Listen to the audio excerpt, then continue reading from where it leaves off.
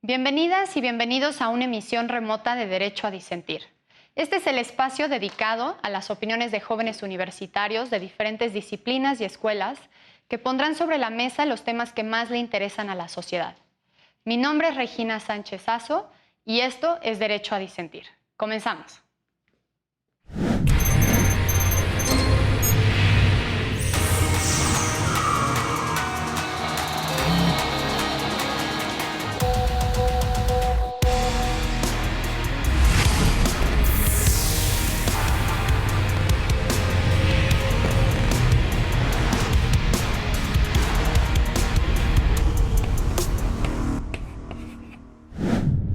El tema del día de hoy es derecho a la indemnización por expropiación de reservas naturales. Un ejido al que le fueron expropiadas algunas hectáreas de tierra en 1935 para conformar el Parque Nacional en la zona del Iztaccíhuatl y del Popocatépetl, años después promovió un juicio para solicitar la indemnización que le correspondía. Este asunto llegó a la Suprema Corte y los ministros resolvieron que sí hubo una expropiación, sin embargo, las tierras se siguieron usando por el ejido, por lo que no les correspondía una indemnización a los ejidatarios. Para hablar de ello nos acompañan Miguel Ángel Medrano, de Derecho de la UNAM, Odette Aguirre, de Derecho de la Ibero Puebla, Fernanda Contreras, de Inteligencia Estratégica de la ANAHUAC, y Mara Cruz, de Economía de la UAM. Pues sin mayor preámbulo, les doy la bienvenida a las cuatro. Es un gusto tenerlas por acá. Pues bueno, dos futuros abogados, un economista, inteligencia estratégica de Fernanda. Pero ¿por qué no empezamos un poquito con el recuento de los hechos y más o menos qué resolvió la Corte para que todos empecemos con la misma base? Odette, yo sé que tú dominas el caso, entonces si nos puedes explicar en síntesis de qué se trató y qué fue lo más importante para ti, por favor. Claro que sí.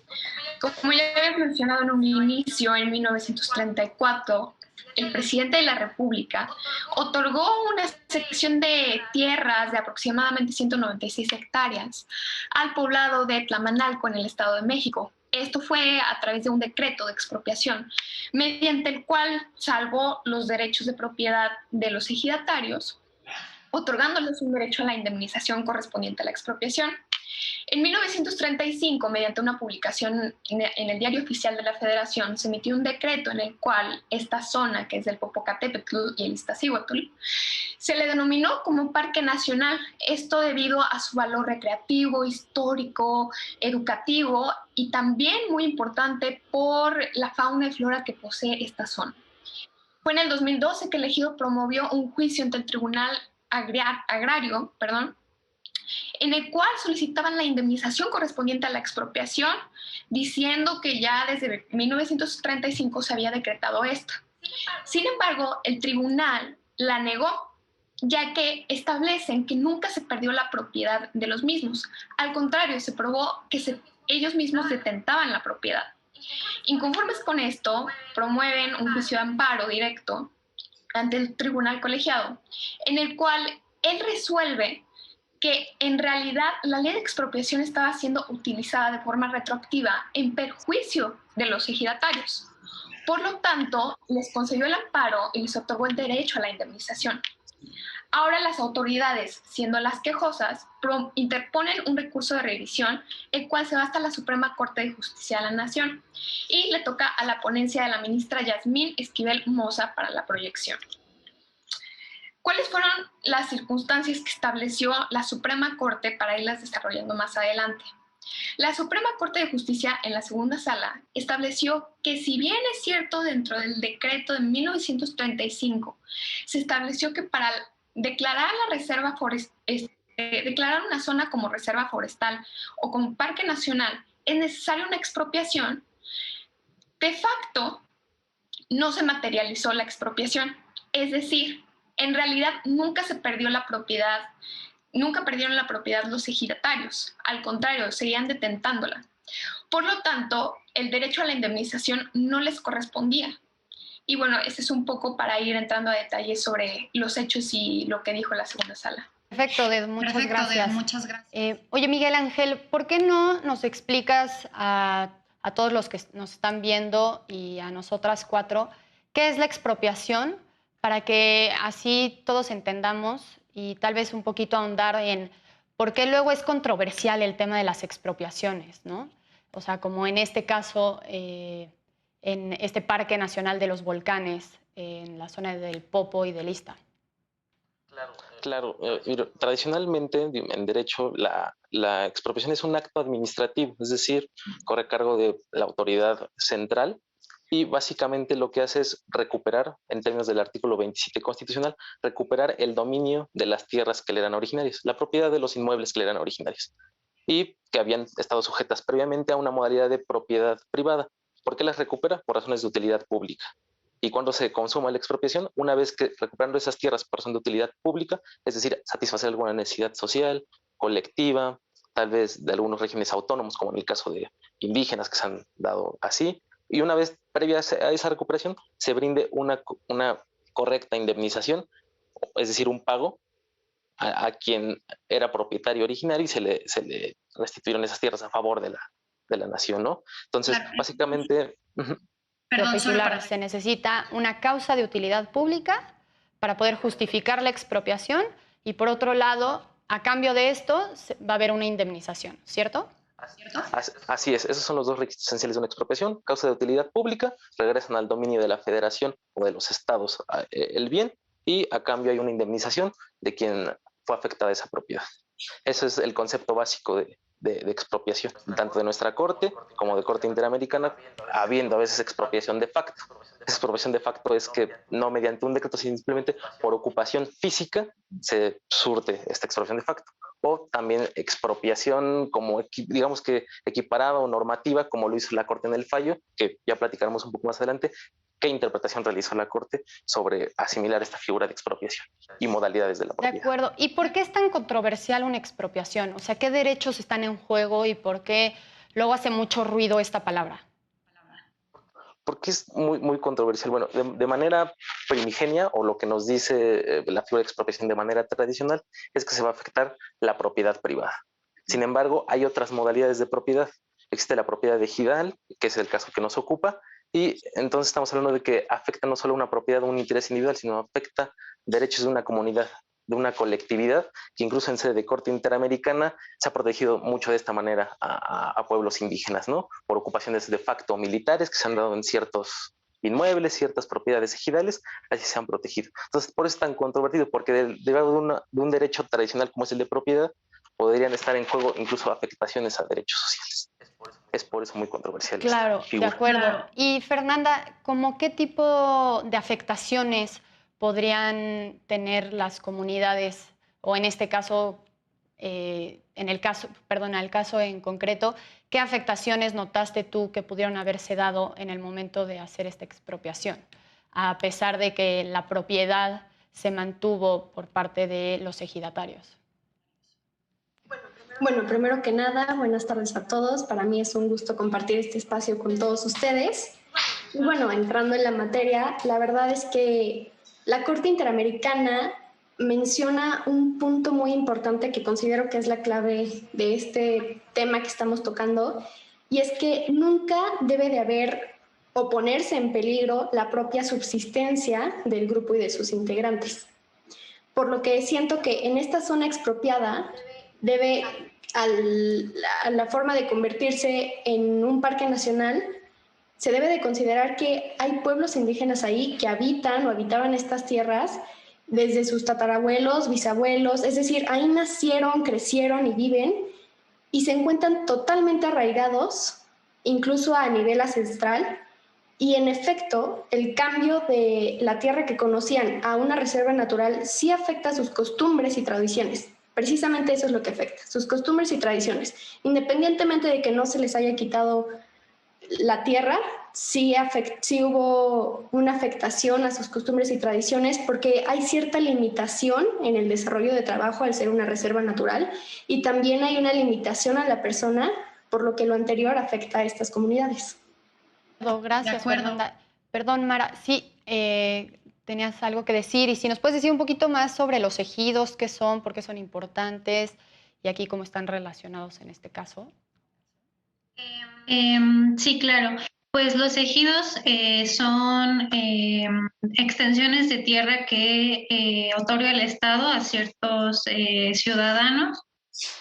Normalmente pues son zonas rurales en las afueras de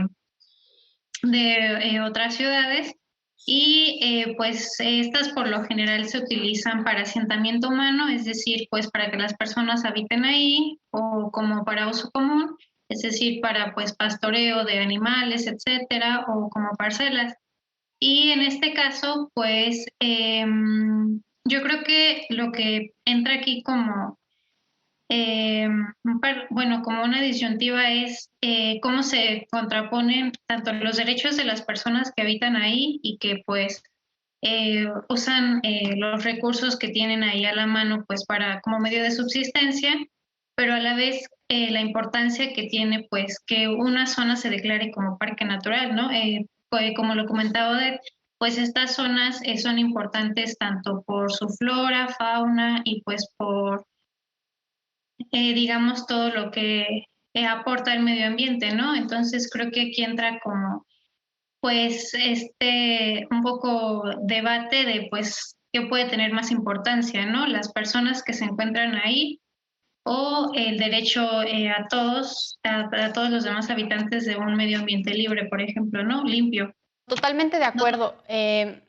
Ahora que pone sobre la mesa esta pregunta, me gustaría saber qué opina cada uno de ustedes. Odette, ¿tú qué crees? ¿Qué es más importante? Si los derechos de los ejidatarios, como mencionaban Fernanda y Mara, de explotar los recursos para su subsistencia, o pues tal vez el derecho al medio ambiente sano al declarar esta zona un parque nacional. Bueno, yo creo que entre los derechos humanos no va a existir uno más importante que otro. En el caso concreto, yo creo que lo que se debe buscar es el equilibrio, ¿no? Que precisamente es lo que en el caso concreto se logró, que en lugar de haber establecido como tal una expropiación a esa zona, se convirtió en la modalidad de reserva forestal. Es decir, una modalidad es únicamente establecer ciertas limitantes para el uso, goce y disfrute, más no de la propiedad de los habitantes que viven aquí. ¿Qué sucede? Si los habitantes necesitan hacer un cambio o alguna modificación a esta zona, tienen que solicitar autorización para esto, ¿no? Permisos cuyos permisos estén fundamentados y motivados y exponiendo el por qué se necesitan hacer este tipo de cambios. Sin embargo, lo que busca la autoridad es que exista precisamente este balance entre tanto respetar el derecho al medio ambiente sano, que igualmente va a ser un beneficio para la población ejidal que vive ahí, y buscar solventar y cumplir con las necesidades y los servicios básicos que necesitan los ejidatarios, ¿no? Yo creo que ahí es buscar el balance, no, uno no puede ser más importante que otro. Miguel Ángel, ¿estás de acuerdo con lo que acaba de decir Odette? Perdón, no te escuchas. ¿Podrías prender tu micrófono? Sí, estoy de acuerdo con Odette en que es cierto que la Corte hace un muy buen equilibrio entre esta colisión que podemos decir de derechos, lo que netamente no es en técnica jurídica estricta, no hace como tal una ponderación de derechos. Sin embargo, lo que sí hace la Corte es una muy buena, en mi óptica, interpretación del artículo 27 constitucional, porque rescata por una parte diciendo, a ver, esto no es una expropiación tradicional, como las que se dan en derecho administrativo. Tampoco es una expropiación de facto, sino lo que ocurre es que el régimen normativo veda en cierta parte o acota el derecho de propiedad del ejido. Y si bien es cierto que puede estar sujeto a ciertas modalidades una reserva forestal, lo cierto es que al ser parque nacional y ser reserva forestal, tampoco puede explotar o llegar a su máximo alcance de explotación por las ciertas restricciones que tiene esta modalidad de propiedad, que es zona forestal. Entonces, lo que hace la Corte es un poco equilibrar, hacer un poco la manera que lo ha hecho la Corte norteamericana. La Corte norteamericana, sin meterse en problemas de expropiación de facto o de ocupación, lo que sí ha hecho es decir, a ver, hay un cierto régimen normativo que está afectando o acotando el uso, goce y disfrute, y que por lo tanto no se puede entender como una modalidad de la propiedad que permite el pleno derecho de propiedad de ciertas compañías en el caso norteamericano. Lo mismo equipara un poco el fallo y dice, si nos acorta, entonces haz un muy buen salvamento sin afectar la interpretación o meterse más allá del 27 constitucional, que es la figura tradicional de expropiación. Entonces, en mi óptica, hace un muy buen equilibrio de estos dos derechos, lo salva con una muy buena interpretación y me parece que ha hecho buen trabajo la Corte en este fallo, ¿no? Gracias, Miguel Ángel. Fernanda, ¿tú qué opinas entre estos dos derechos, entre el derecho a la propiedad de los ejidatarios frente al derecho al medio ambiente sano? Pues ciertamente, como ponen en la mesa, hablamos de dos derechos humanos muy particulares. Yo creo que el derecho a la propiedad ejidal es parte de nuestra Constitución mexicana y un principio sagrado, por así decirlo, porque ¿a quién le gustaría que le quitaran su casa, su coche? A final de cuentas, pues a nadie, y la regla en un país democrático como México es la propiedad privada. Y por otro lado tenemos, no menos importante, la creación de un parque nacional, es decir, estamos refiriéndonos al derecho a un medio ambiente sano, que también es un derecho muy particular debido a toda la conexión necesaria que tiene con otros derechos humanos. Y el ejemplo más claro creo que es la salud, porque evidentemente si hay una alteración en el medio ambiente, es claro que el efecto inmediato va a ser la afectación a la salud o a quienes se benefician directamente de este ecosistema.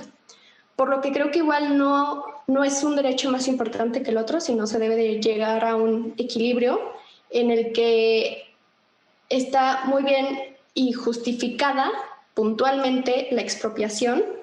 Hay un muy buen fin detrás de todo esto. Sin embargo, creo que sí se debe de considerar a estos grupos vulnerables o decir que es un tema de mayor relevancia en derechos humanos y de mayor pertinencia para México por ser un país pluricultural, por lo que se debe de también considerar indemnizar a estas personas.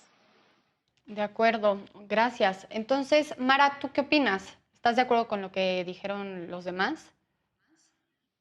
Sí, yo también creo que en este caso particular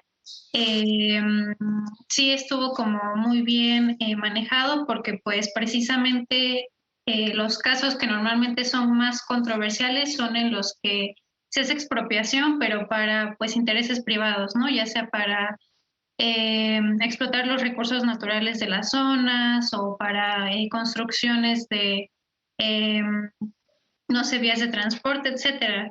Creo que en el caso en el que se expropia para hacer un uso nocivo de las tierras, pues creo que es cuando hay más problemas y creo que es como más entendible que se esté en contra de esa expropiación, ¿no? Pero en este caso, al ser pues para una reserva natural, me parece que pues está bien encontrar ese equilibrio de tanto no afectar a los pobladores como pues mantener esta reserva natural, ¿no? Además, por ejemplo, en la ciudad tenemos un caso en la delegación Magdalena Contreras, que es ejido de San Nicolás Totolapan, y en este caso, pues también en este ejido se cuenta con un parque ecológico, y en este caso, pues entra también, digamos, como que la aportación de la economía, como en estos casos, porque existe como un pago por servicios ambientales, es decir,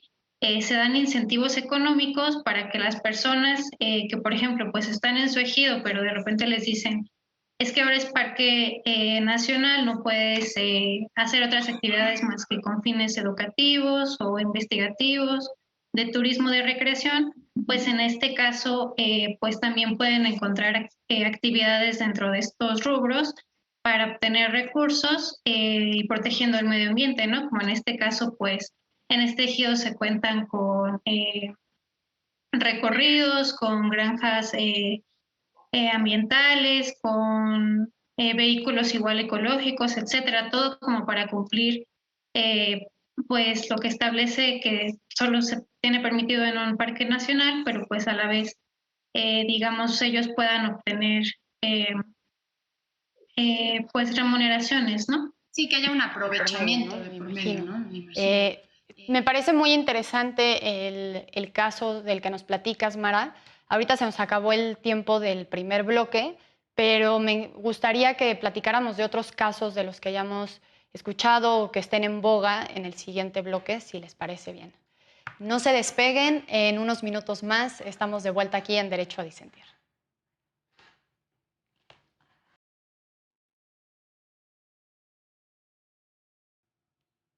Ya estamos de vuelta en Derecho a Disentir. Estábamos platicando de dos derechos muy importantes, el derecho a la propiedad privada frente al derecho al medio ambiente sano. Y pues bueno, antes de irnos al corte, Mara, nos platicabas de un caso en concreto en la Magdalena Contreras. Me gustaría saber entonces cuál es tu opinión respecto de casos en concreto o en general de cómo se llevan a cabo las expropiaciones y por qué hay, pues si estás de acuerdo o no en cómo se han llevado a cabo, dependiendo de tu experiencia y lo que has leído al respecto. Sí, yo creo que como que revisando otros casos, pues históricamente se han como cometido injusticias, ¿no? En cuanto a las expropiaciones. Porque como mencionábamos en el bloque anterior, pues los ejidos normalmente son zonas rurales mayormente habitados por indígenas. Entonces, justo también por esto puede haber mucha como asimetría de información que a lo mejor pues no son conscientes de que pueden ellos pedir indemnización si les quitan las tierras o incluso pues aunque les avisen como que no tienen la forma de articularse para pues poder realmente, no sé, por ejemplo en este caso levantar un amparo, etcétera. Entonces yo creo que también pues entra muy en juego pues también la utilidad pública, ¿no? Que es lo que pues le da sustento a una expropiación, ¿no? En este caso también se considera de utilidad pública pues eh, por ejemplo, carreteras o otros vías para permitir el transporte, como fue el caso de la carretera 307, que fue hace unos años, que es la que pasa por Tulum, Calakmul, en el que también pues se expropió la tierra a muchos habitantes y es hasta la fecha que no se les pagó la indemnización. Entonces, pues ahí también creo que hay que considerar pues tanto la afectación a los pobladores como la afectación ambiental, que pues normalmente para estas obras pues se tienen que talar árboles, pues se dañan los ecosistemas, la flora, la fauna que habita en esas zonas. Entonces creo que pues sí importa mucho pues para qué se hace la expropiación, ¿no? Y incluso pues no puede no ser suficiente una indemnización si se está pues destruyendo pues a los recursos naturales de la zona y la forma y las costumbres y pues los sustentos de las personas que habitan esa zona. Claro, o sea, creo que abordas algunos temas importantes, como la falta de información, ¿no? Cómo no es igual la información que tiene el Estado para poder llevar a cabo una expropiación frente a las personas que tienen la propiedad de estas tierras, ¿no? O sea, probablemente, como decías, podríamos estar hablando de zonas en las que viven comunidades indígenas y probablemente no sepan que pueden pedir una indemnización y cuánto es lo que vale su propiedad, cómo se decide cuál es el valor de su propiedad y si al final van a estar de acuerdo con el precio que se determine, ¿no? Entonces creo que es por ese lado yo veo que puede haber temas de abuso, ¿no? Y por el otro, como dices, ¿no? O sea, se justifica por una utilidad pública, pero habrá momentos en los que esta utilidad pública pueda ser controversial, ¿no? O sea, como bien decías, pues si se están afectando, se está afectando el ecosistema o se está pues contaminando más, ¿no? O sea, por decir algunos ejemplos. Miguel Ángel, ¿qué opinas de esto? Sí, yo opino que sí digo, de manera muy tradicional se suscitan problemas a ras de legalidad en cuanto a las expropiaciones, ¿no? Es decir, hay utilidad pública, si viene la indemnización, son problemas de legalidad que, digamos, implican retos, pero que pueden ser resueltas por niveles ordinarios, tribunales ordinarios, ¿no? O incluso sin necesidad de llegar a la corte. Ahora, lo que también es importante ver es que el resto de casos que tenemos aquí en nuestro país también está muy apegada a la doctrina o a la génesis que se ha venido haciendo desde la Constitución del 17 o incluso leyes anteriores sobre los derechos sociales, porque la expropiación la hemos entendido normalmente como hay una afectación tradicional a la propiedad, hay razones de utilidad pública, entonces viene una indemnización. Sin embargo, en otros países, no sé, Estados Unidos, por ejemplo, donde su corte ha tenido una incipiente, un mayor desarrollo de esta figura de expropiación, incluso desde el siglo XIX. ¿Por qué? Porque tiene una doctrina, sabemos que es un país eminentemente capitalista, y por lo tanto los casos que mayormente se suscitaban allá, por ejemplo, hay uno muy famoso de una gasera contra el estado de San Diego, ¿no? Una planta gasera y eléctrica contra el estado de San Diego, donde son particulares reclamando los derechos particulares afectados, y donde la corte o la corte de allá, la Suprema Corte de los Estados Unidos, ha puesto un orden, ¿no? Ha puesto dicho, sí hay expropiaciones tradicionales a raíz de legalidad, pero también es necesario establecer precedentes a nivel constitucionalidad para que entendamos que hay a veces expropiaciones que, aunque no parezcan muy claras, sí lo son, ¿no? Justo con el caso que aconteció, que me parece que es una pirámide o la cúspide del desarrollo que podríamos tener para tratar de minar o frenar tal vez ciertos abusos, como vemos en los casos que comentaba mi compañera, de manera ordinaria. ¿Por qué? Porque el precedente que estamos comentando hace una excelsa, y perdón que lo reitere, un análisis casi quirúrgico de cómo puede ocurrir una expropiación normativa. ¿Por qué normativa? Porque la autoridad viene alegando, hoy no hay expropiación porque esta es una de las medidas que tiene que tomar el Estado para proteger ciertas reservas naturales y establecer el Parque Nacional.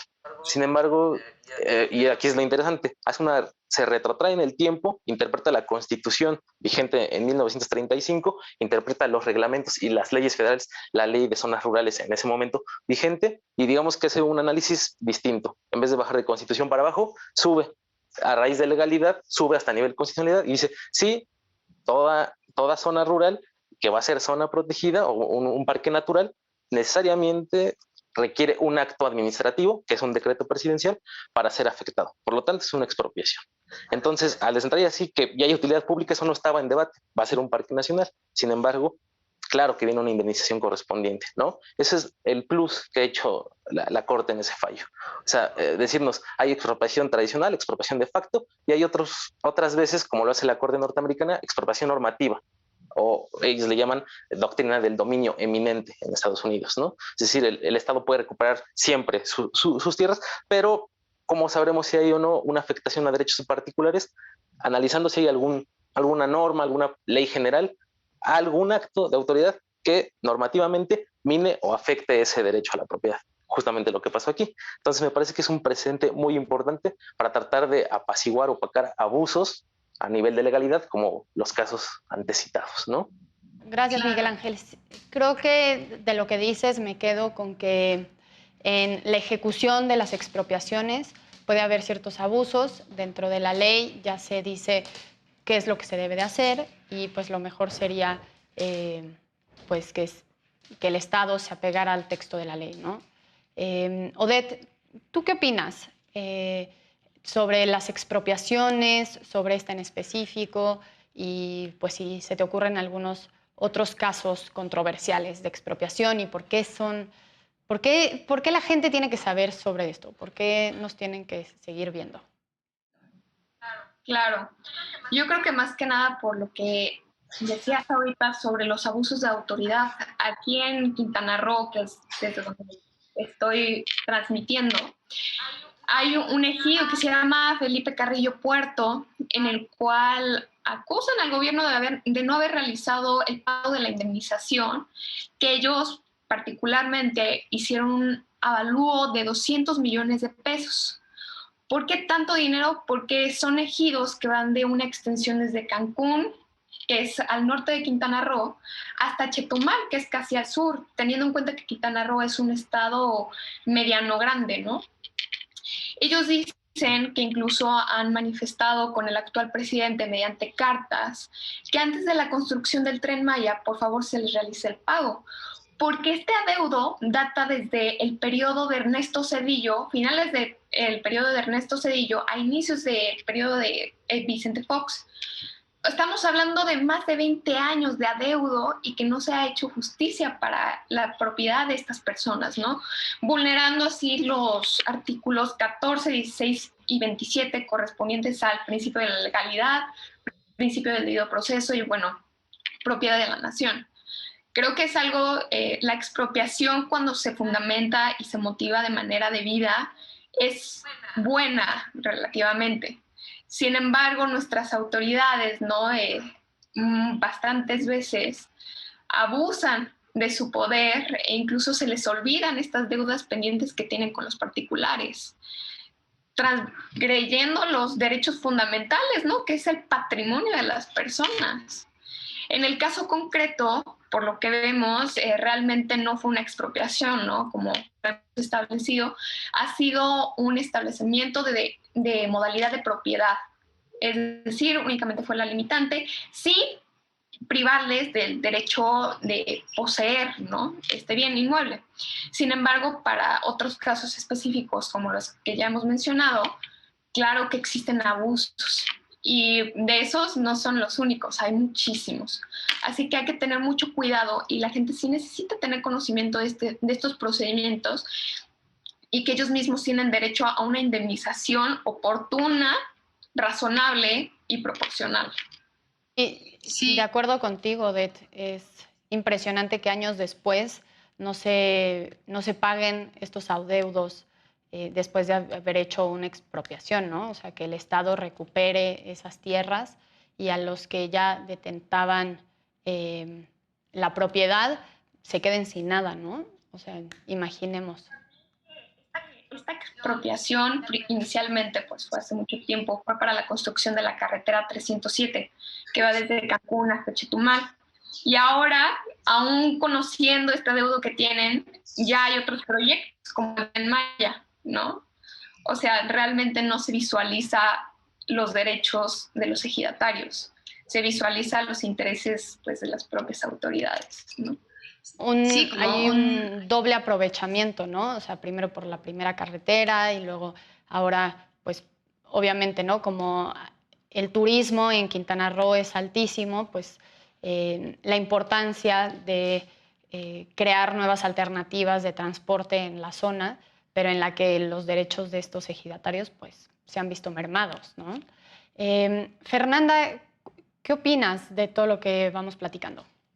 Pues considero que la expropiación de este caso en específico que hemos platicado el día de hoy es totalmente justificado porque estamos hablando de una reserva natural y creo que meternos en tema de derecho ambiental es muy interesante porque estamos hablando de proteger no únicamente las generaciones presentes, sino a las generaciones futuras. Y se me hace algo muy interesante porque la verdad me cuesta un poco recordar algún otro derecho que vea por otras generaciones, ¿no?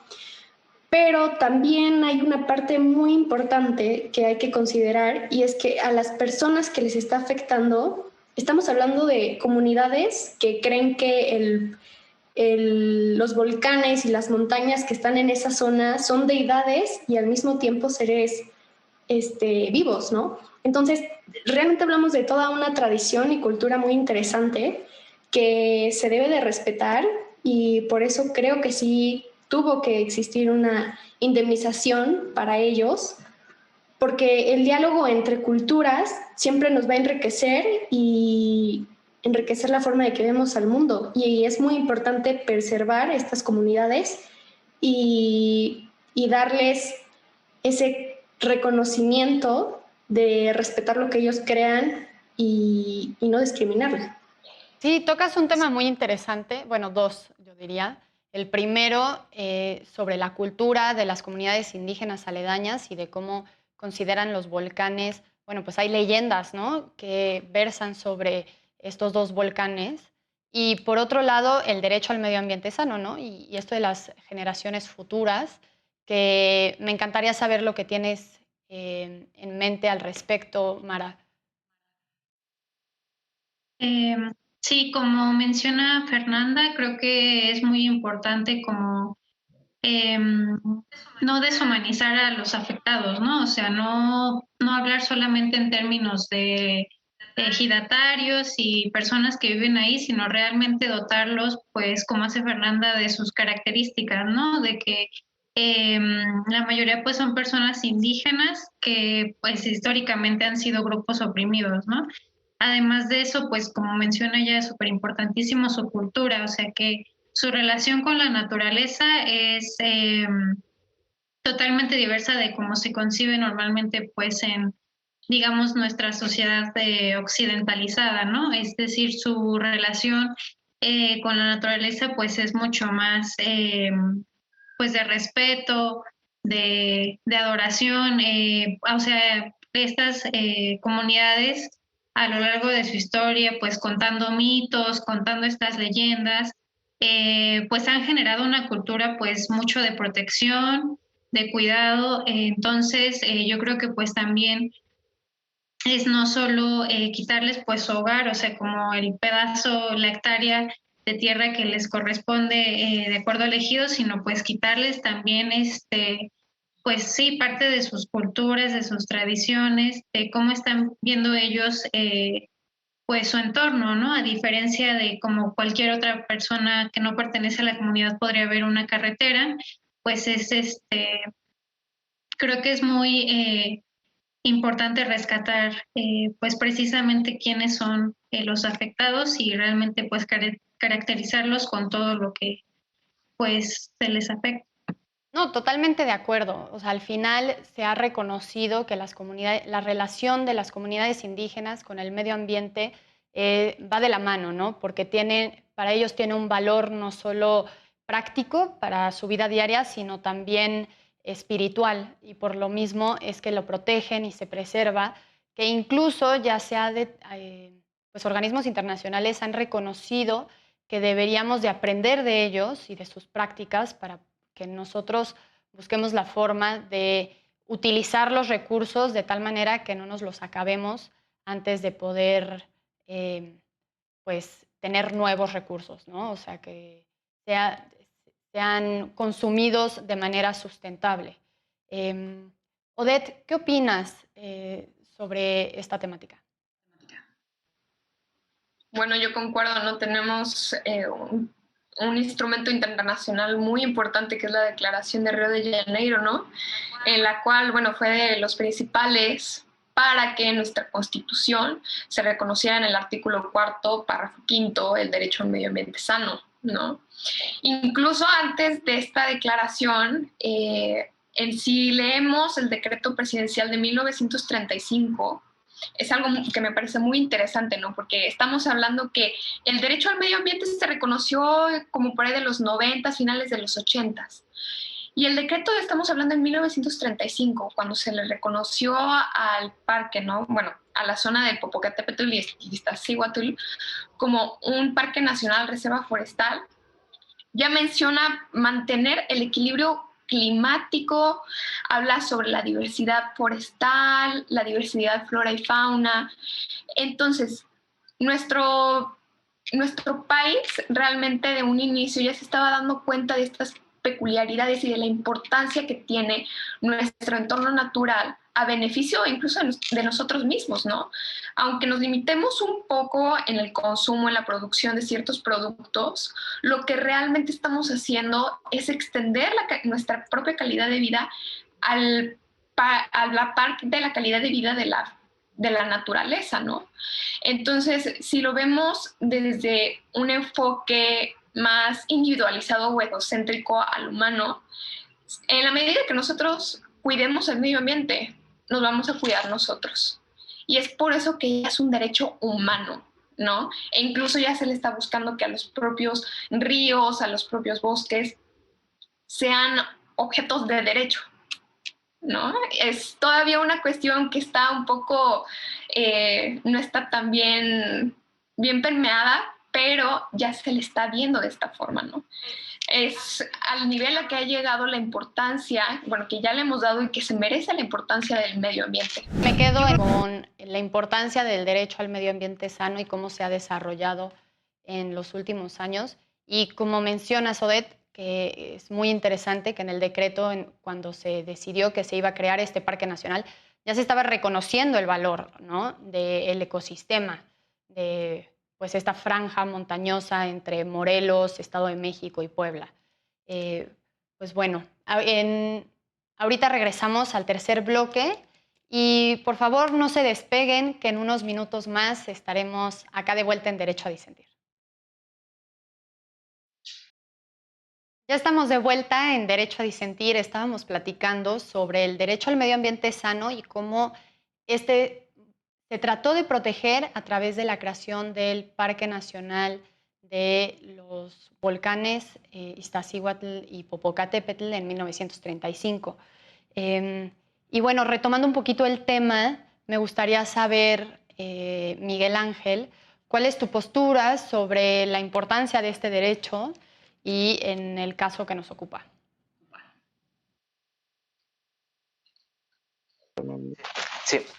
Sí, en el caso que nos ocupa, bueno, me parece que ahora sí que la ponderación que se hizo entre el derecho al medio ambiente se hizo totalmente a ras de constitucionalidad, ¿no? Tenemos una muy buena interpretación de la Corte, donde prácticamente pone en equilibrio o colisión estos dos derechos y, bueno, llega a una conclusión, ¿no? Digamos que el derecho al medio ambiente es mucho más amplio, tiene espectros o matices mucho más amplios en nuestra vida diaria. Por ejemplo, si ahorita voy y tiro un desecho tóxico en un río, pues estaré configurando un delito ambiental, ¿no? Entonces, el medio ambiente ha irradiado a todas las ramas del derecho posibles. Derecho administrativo, lo cual ya vimos subió a nivel constitucional, incluso en derecho civil. Ciertos daños ya tienen ahí el cariz de afectar al medio ambiente desde la óptica particular. Entonces, me parece que el derecho al medio ambiente, o sea, si bien es cierto, como menciona mi compañera, que ya en el decreto del 35 venía ahí tocándose ciertos puntos por el decreto presidencial, lo cierto es que hoy en día ha tenido pasos agigantados, tan es así que hoy en derecho corporativo o de responsabilidad social tenemos regulaciones muy específicas, ¿no?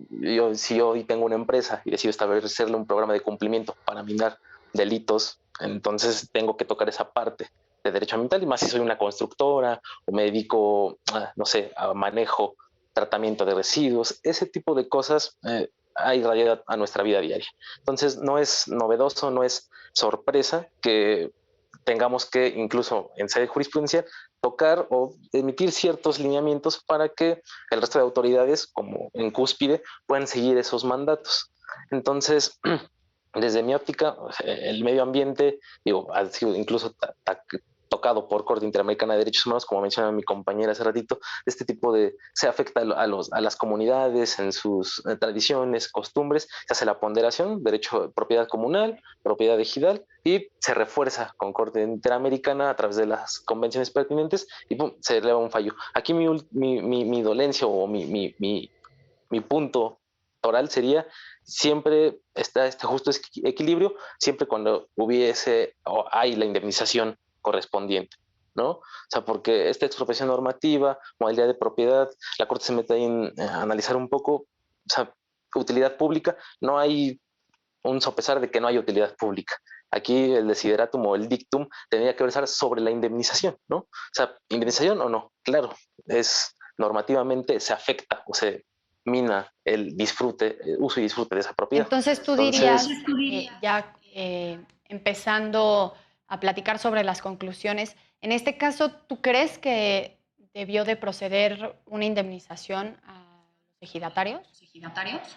Yo creo que debió proceder porque la Corte se toma el tiempo de hacer toda esa descomposición normativa, va a las leyes del pasado, va a la Constitución del pasado, cuando incluso su propia doctrina dice la Constitución es una y la de hoy en futuro rige pasado y futuro, pero no, va a la Constitución del pasado, la analiza a la luz de la normatividad vigente y me parece que tuvo que haber considerado, incluso como lo ha hecho la Corte norteamericana en algunos casos, por citar al juez William Black en el caso de la Compañía de San Diego que citaba hace ratito, nos dice cualquier normatividad o acto de ley que mine, trastoque o ponga límites a ese uso, goce, disfrute del derecho tradicional de propiedad, por supuesto que es una afectación normativa. Y sí hubo, o sea, sí se trastocaron los derechos de esta comunidad al crear el Parque Nacional. Claro, claro que se trastocó el derecho a la propiedad digital. Hubo límites, porque incluso aunque el viejo reglamento nos decía, sí pueden hacer cierto uso y con sus limitaciones, lo cierto es que en ciertos votos también disidentes ahí se hacía la presión de que no, había que hacer una implementación homóloga de hay decreto, hay Parque Nacional, el Parque Nacional es zona rural, hay límites que se ponen a ese derecho de propiedad. Entonces, un poco más o menos a lo que lo hizo la Corte Norteamericana, me parece que hubiera tenido bastante canon jurisprudencial para emitir una indemnización. O sea, más que nada la indemnización. Sí. ¿Hay utilidad pública? Sí, sí hay. Claro que hay utilidad pública. Por supuesto, está en colisión un bien mucho mayor. Sin embargo, esta afectación debía ser matizada a través de la indemnización. Esa es la óptica de la interpretación, como lo hizo incluso el colegiado en el 27 constitucional, ¿no? Perfecto, Miguel Ángel. Gracias. Odette, ¿tú qué opinas? Ya si nos puedes platicar un poco más de tus conclusiones y si tú crees que en este caso debió de haberse indemnizado o no a los ejidatarios y, bueno, ¿cuáles son tus conclusiones del programa de hoy? Por favor. Claro, para mí fue un caso sui generis, es decir, excepcional. Yo creo que no todos los casos de expropiación la Corte resuelve que no va a haber indemnización, ¿no? Casi siempre es a favor de los quejosos que piden el pago de este adeudo. Sin embargo, en esta balanza, ¿no?, de derechos, de protección al medio ambiente y a la propiedad digital, yo creo que a lo mejor lo que pudo haber hecho la autoridad fue haber realizado una ligera negociación para saber a lo mejor cuáles eran las necesidades que la comunidad digital requería en esos momentos y por lo cual estaba pidiendo la indemnización. Porque por lo que tenemos entendido, realmente no se trató de una expropiación, sino se trató de una imposición de modalidad al bien en el cual se establecieron estas limitantes. Por lo tanto, no se configura como tal la indemnización, que es la reparación del daño correspondiente a una expropiación, ¿no? Entonces, yo creo que a lo mejor ahí sí pudo haber habido un poco más de visualización a la parte de los ejidatarios. Una expropiación es cuando existe la transmisión de la propiedad de un particular al Estado.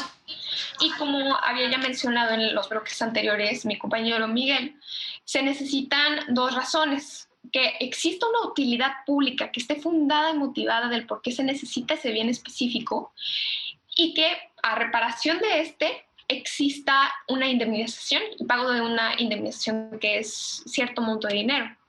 Al contrario de la modalidad del bien, esta modalidad fue: yo no te quito tu propiedad, no te la quito, tú vas a seguir siendo el dueño. Sin embargo, para que tú puedas utilizar esta zona, yo te voy a establecer ciertas restricciones y limitantes. Es como, por ejemplo, cuando a ciertos terrenos, a ciertos terrenos que son propiedad del Estado, ¿no?, y deciden ponerlos a particulares, dicen, estos van a ser destinados para casa-habitación o estos van a ser destinados para el comercio. Aquí en este caso fueron destinados estas hectáreas a reserva forestal. Sin embargo, no se le quitó la propiedad a los ejidatarios, ¿no? Por lo tanto, yo creo que sí fue un análisis muy correcto el que hizo, apegándose, ¿no?, a estricto derecho, la Corte, de decir, aquí no hubo realmente una expropiación, sino fue la imposición de una modalidad, aunque inicialmente en el decreto fue el espíritu que se realizara esta expropiación. Teniendo en cuenta que la ley de expropiación surgió hasta 1950 y el decreto en 1935, nunca se materializó la transmisión del dominio. Por lo tanto, fue la modalidad, ¿no?, más bien del bien. Así que yo creo que sí fue razonable. Sin embargo, como decía mi compañero Miguel, sí hubieran podido haber mirado un poco más hacia la parte de los ejidatarios. Fernanda, me encantaría saber cuáles son tus conclusiones del programa y de los diferentes temas que hemos tocado el día de hoy. Sí, claro que sí, Regina. Pues bueno, creo que ha sido una plática muy enriquecedora y considero que realmente se tocan dos derechos muy complejos y muy particulares en los que tenemos que cambiar de paradigma, es decir, nos tenemos que poner otros lentes para analizar cada uno de estos dos derechos porque de verdad son muy particulares, porque la expropiación en primer lugar sí estaba justificada y más con un interés muy importante, ¿no? La promoción de conservar esa zona, de garantizar diversidad cultural de la flora, de la fauna. Sin embargo, en mi segunda conclusión, en mi derecho a disentir sí considero que hubo una falta al no indemnizar a estas personas por todo lo que ya hemos tocado, del derecho que tienen estas comunidades, que es muy importante, y creo que eso queda, ¿no? Que la indemnización, ¿podemos repetir? Sí, que la indemnización, perdón, sí, continúa. ¿Se trabó? Sí, continúa. Ok, perdón. Es muy importante replanteársela porque se debe pensar en que no debe de existir ninguna discriminación a estas personas. Muchas gracias, Fernanda. Finalmente, Mara, ¿cuáles son tus conclusiones? Sí, pues en cuanto a este caso, yo creo que si las nuevas restricciones que se impusieron a los ejidatarios al hacer ahora un parque nacional les generaron pues costos a ellos, es decir, si estas limitantes a lo mejor no permitieron que pues obtuvieran ingresos de la forma en que ya lo hacían, etcétera, pues creo que ahí sí pues se tendría que cubrir como que estos costos, ¿no? Pues con la indemnización, en caso de que realmente no les afectaran en su forma de vida o en su sustento, etcétera, pues creo que ahí entonces pues se queda como la resolución de la Corte. Y en el caso de, bueno, ya en el tema del derecho al medio ambiente sano, pues yo creo que sí es también pues muy importante como seguir estableciendo pues áreas naturales protegidas, parques nacionales, etcétera, pero también como prestar muchísima atención en que realmente pues estén respetando estas nuevas declaraciones, porque por ejemplo en el país ahorita hay muchísimas concesiones mineras en áreas naturales protegidas, entonces creo que es importante sí seguir delimitándolas, pero que realmente se respete, ¿no? Que ahora sea un área protegida. Muchas gracias, Mara. Pues no me queda más que agradecerle a los cuatro por su participación hoy. Aprendí mucho y espero que también los que nos están viendo desde su casa lo hayan hecho. Gracias por habernos acompañado esta noche aquí en Derecho a Disentir. Mi nombre es Regina Sánchez Sazo y buenas noches.